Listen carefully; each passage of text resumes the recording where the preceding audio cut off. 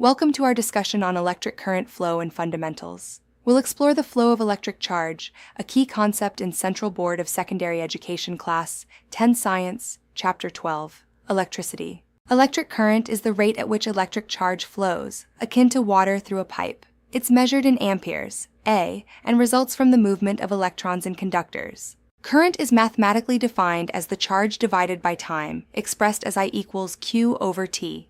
The unit of current is the ampere, equivalent to 1 coulomb per second. For example, if 6 coulombs pass through a conductor in 2 seconds, the current is 3 amperes. Conventional current flows from positive to negative, while electrons move from negative to positive. Despite this, circuit analysis uses the conventional direction. This historical convention was set before electrons were discovered.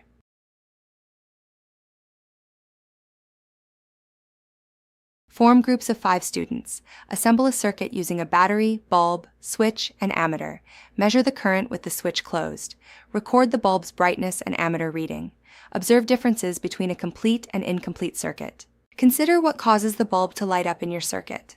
The brightness of the bulb is directly related to the current flowing through it.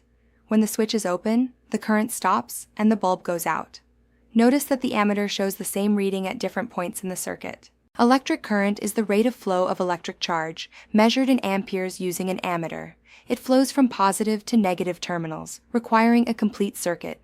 In a series circuit, the current remains consistent at all points.